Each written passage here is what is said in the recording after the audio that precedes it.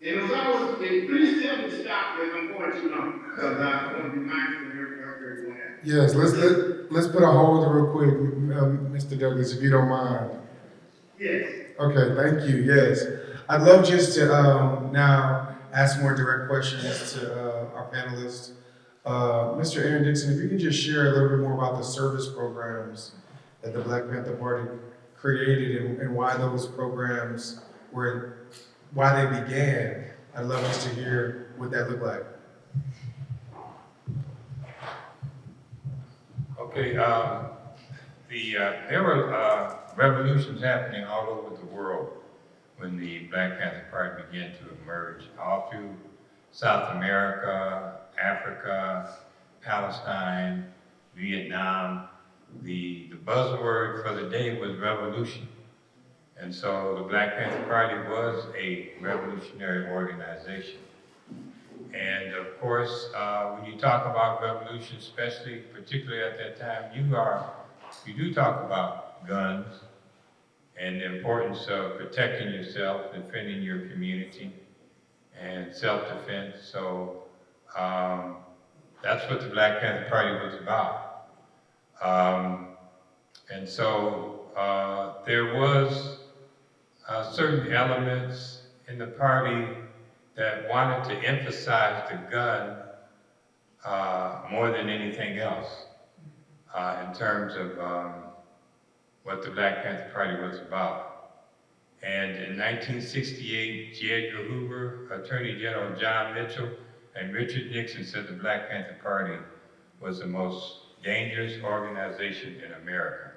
We did not know that they said, we didn't know at the time that they said to themselves that they were going to have the Black Panther Party wiped out by 1969. So the FBI began a massive attack on the Black Panther Party. The first really initial attack was on eliminating Huey P. Newton. You know, he had an assassination attempt by the Oakland Police Department on his life. It didn't turn out the way they wanted. One police ended up dead, another ended up wounded, and Huey ended up wounded. And he went to jail, would eventually go to prison. And he became the guiding personality of the revolutionary movement in the United States. Plus, he was the ideological genius of the Black Panther Party. And so it became very evident, you know, they began to raid Panther offices all across the country. They began to assassinate Panthers. In LA, the first chapter outside of Oakland, one of the strongest chapters, you had a young man, well actually he was about 30-something years old, Bunchy Carter, who was head of the Southern California chapter of the Black Panther Party. And he was assassinated along with the Deputy Minister of Information of the Southern California chapter in January of 1968. So they began a massive attack in 69, I'm sorry. So, you know, they raided our offices. I had assassination attempt on my life. So the party understood that the people and the community were not ready for the type of revolution that we thought we needed to have in terms of people taking to the streets and really began to push for the change that we wanted. And so, but we also noted that Huey and Bobby also noted, the Central Committee of the Black Panther Party noted that there was a lot of poverty that had increased in the Black community because you had the war in Vietnam that was taking place. And a lot of resources that would have been going into our communities was now going towards war in Vietnam. And so this is when we began to understand that in order for the people to survive, that we had to make sure that they had the resources that they needed to survive and have the strong families that they needed to survive. And that's we began what was called the survival programs. And the first survival program was the Free Breakfast for School Children program. And that called for Black Panther Party chapters opening up community centers, going to community centers and churches throughout their community and begin to feed hungry kids on the way to school. Because we said, how can little Johnny, who's learning about 5 apples and 3 apples and 8 apples, he hasn't even had an apple. So we began to feeding kids all across the country and opening up these breakfast programs. Now there were people in the party who felt that they didn't sign up to feed kids, that they signed up to kill police. And early on, many of us did feel that way. We felt revenge. We felt we wanted revenge for what happened to our ancestors. And so, but that was not going to get us to where we wanted to get to. So we began to, feed these kids all across the country. We're talking about thousands of kids, getting a nutritional breakfast, getting a political education at the same time. J. Edgar Hoover came out and said that the Black Panther Party Free Breakfast Program was one of the most dangerous things to America. Police departments often came in with shotguns to some of the breakfast programs in LA and in Chicago and other places to intimidate the kids. Then we got orders to open up a free medical clinic because there were no community medical clinics at that time. If people needed medical care, they had to go to the hospital and wait long hours. So we got a memo, just like we got a memo for the breakfast program, we got a memo, a 1-page memo. It said you're to open up a free medical clinic. There was no guidelines, there was nothing to follow. It was you're to open up a free medical clinic. And so we began to open up free medical clinics all across the country. We opened up 13 free medical clinics all across the country in 1969. And we started other programs. We started a free food program. We started a free shoe program, free clothing program. Any area where the community was lacking, we would fill that void and make sure that the people had what they needed. We literally drew a line between ourselves and the community, between ourselves, the community, and the police, or any other element, whether they were black or white, that wanted to do harm to the community. And so that was our community survival program that we began to implement to support the people in the community and to help to raise the consciousness of the people in the community. Thank you. At this time, I'd like to bring up Ms. Sasha Leggett of Pure Justice. You were talking about service programs, and I know that there's some current programs that you have spent so much of your life work committed to. So please introduce yourself and hop right into the conversation around what comes to mind around service programs and the things the organization offers. Thank you.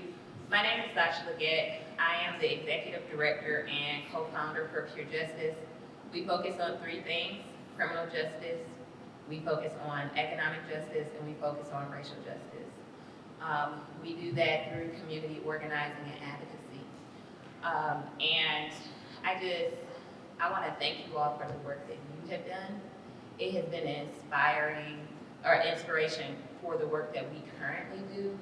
And it is my sole belief that it is our obligation to honor your work and the work for people who come before you.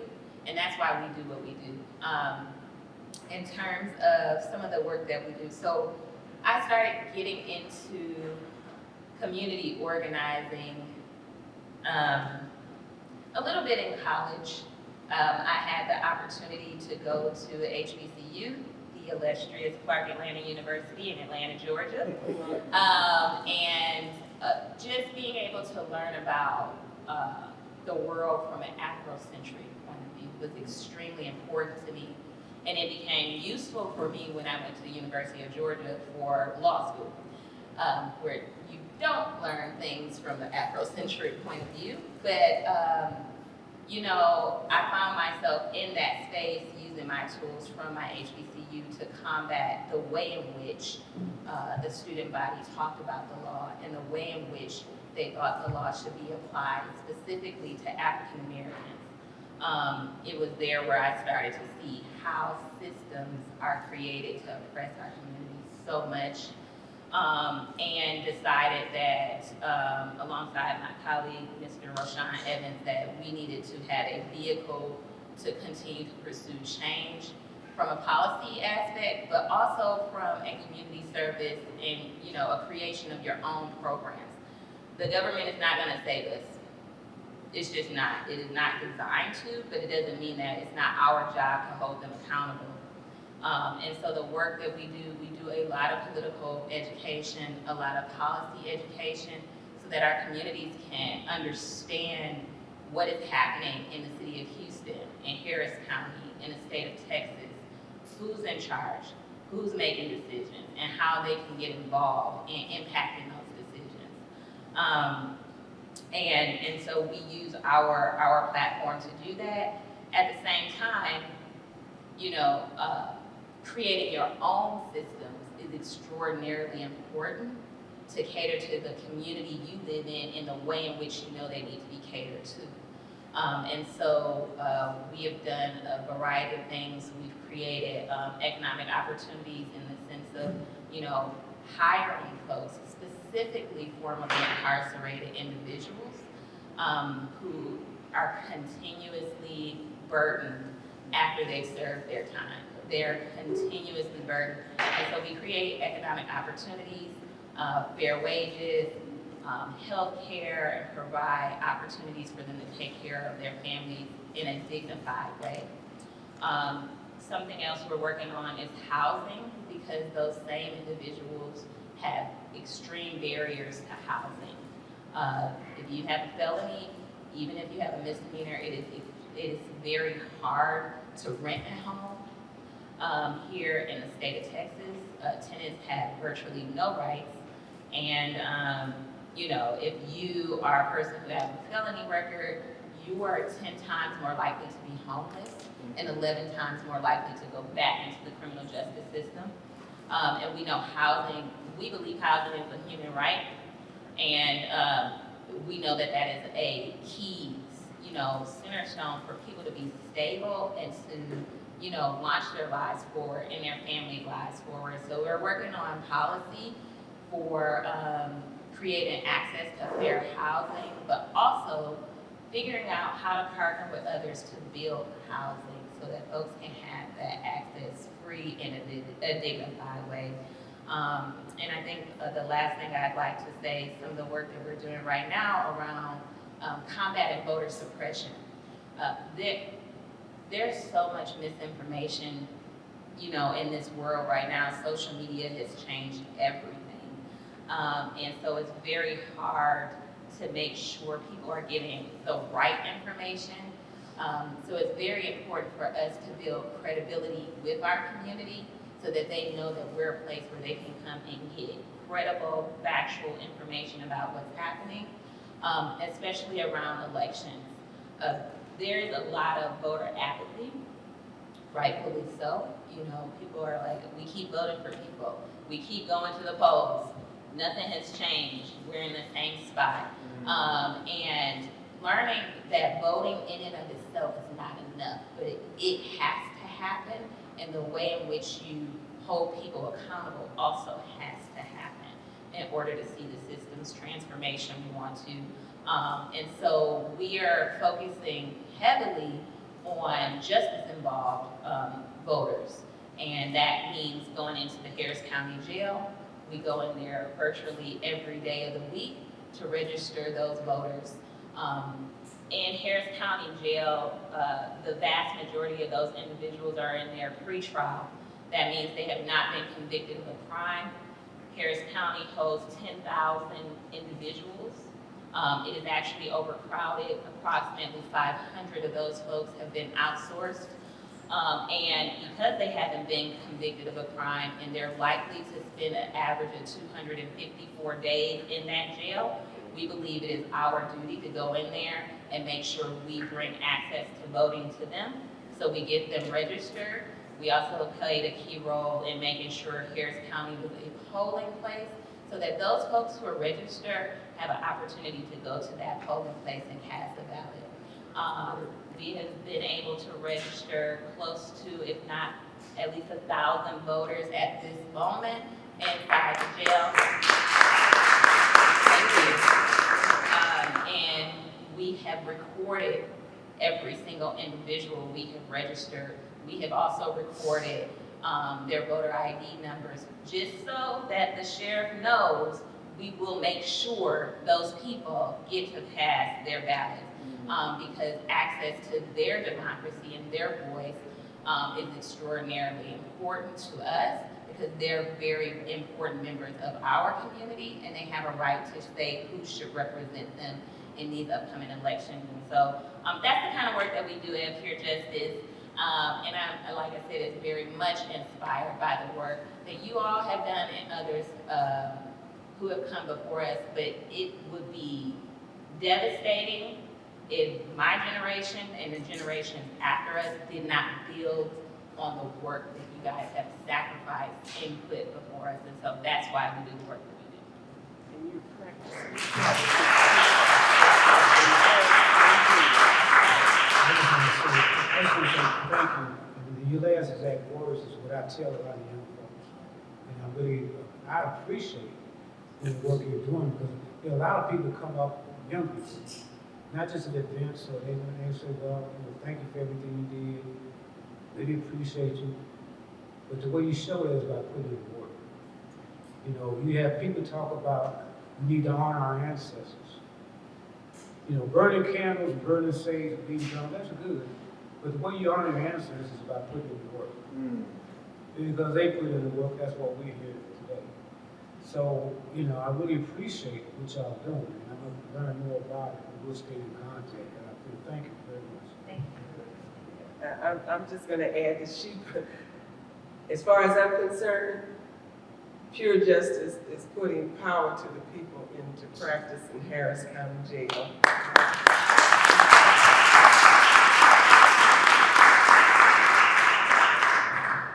As we used to say in the party, the practice is a criteria for truth.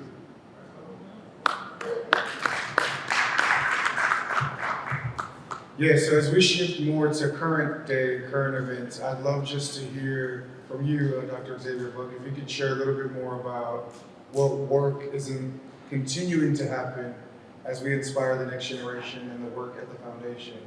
You can share a little bit more about that. Then, as well as you, Dr. Keith Summerfield, if you can also share what the work is happening in the church that had the same core principles that were illuminated from the Black Panther Party movement as well. So the Dr. Huey P. Newton Foundation has been around since 1995. When I came on board about 3.5 years ago, we started to shift focus. And we went down, trust me, I'm bringing everything together. We went down to Alabama, someplace I never thought would inspire us so much. Went down to Alabama, we saw the Birmingham Civil Rights Institute. We went to the Lowndes County Interpretive Center. We went to Selma. We went to the Brian Stevenson's Legacy Museum. And we put together, and we had a delegation of folks from Oakland, mostly from like a city councilwoman, people that work in city administration, to figure out what do we want to build in Oakland? What does it look like to preserve the Black Panther Party in the built environment? And we were really inspired by the Legacy Museum because it was entirely independent. And when you walk through it, the Legacy Museum is about from slavery to mass incarceration. And so when you walk through it, it is unapologetically not just Black, but just standing solid on the principles that they wanted to tell the visitors. You don't get that experience every time you walk into a museum where it's not affected by all the stakeholders. And so them being independent was inspiration for what we would do in Oakland. 4 months later, our city councilwoman, Carol Fife, who's an amazing woman, an activist, she gets us a space right in downtown Oakland on Broadway. If you're familiar with that area, it's 1 block from City Hall, it's 1 block from the BART station, it's prime real estate, and we got a 3,000 square foot facility to build what we want. And so we said, this is where we're gonna hold the Dr. Huey P. Newton Center for Research and Action. And so the purpose of this place is not only to inform people of the history and of the legacy of the party through traditional exhibitions and through virtual reality, but it's about putting the party legacy into action. And so we imagine it as a think tank, a place where we go into the community, we learn about the problems there, we learn about the solutions that they have come up with, and then we become the conveners between the community members, the professionals, and the scholars. And we follow this basic thought plan. How do we solve people's immediate needs? And this is based off the survival programs. How do we solve people's immediate needs?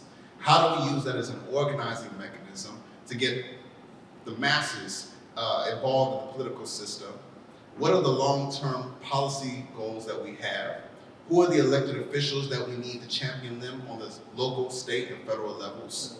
And what is our timeline for organizing the people, both within government, outside of government, around solving this specific issue?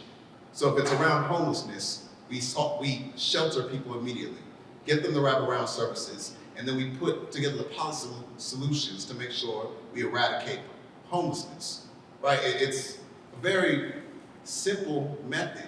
What I often don't see in this policy world is these bottom-up approaches, where it's led by the community, where we talk about homelessness as if it's an abstract concept, as if it's something that will always exist. We never say, if there's 5,000 people that are homeless on the streets in Oakland, we need 5,000 beds to house them right now.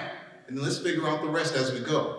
And so that's the kind of vibe that I want you guys to understand what we're building in the center and how we're putting the party legacy into action. It is about education, it is about mobilizing the people, and it's about making sure that this legacy lasts long beyond my existence on this planet. Well said, well said. I'm gonna brag on Riverside just for about 30 seconds. I tell people all the time, we are a small church on a huge campus with incredible hearts that serve a big God. All right. And so even though we're few in number, we try to have as big of an impact as we possibly can. I shared with you guys earlier that I grew up and my mom was a diehard Christian. My church was very active in the community. And so I grew up thinking that that is really what church is supposed to be about. You know, if you know our history, you know the church was a place where it was safe for Black people to meet together.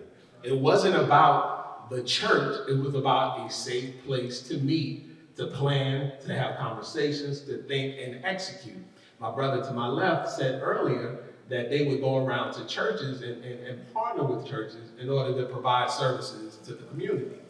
And so when I grew up and then eventually accepted my call, it was the understanding that it wasn't about me as an individual, but it was about the collective willing to serve one another. And so at Riverside, when I got here, I was excited about the fact that they had a free grocery market where people could come and pick their own food.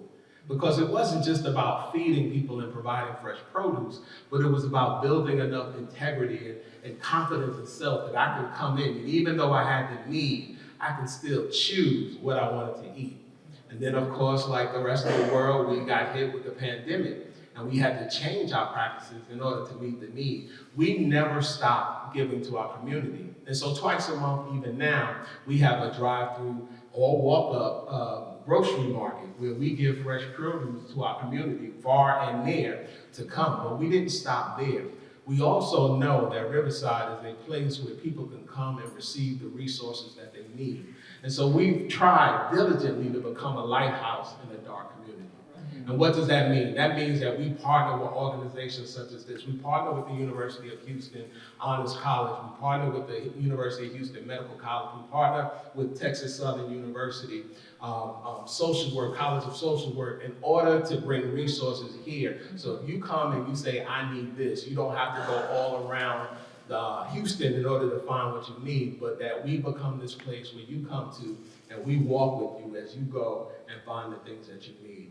You know, I went to a small school right down the street from Clark Atlanta University, Morehouse College. And one of the things that I loved about my particular school was that we were right next door to the illustrious Clark Atlanta University.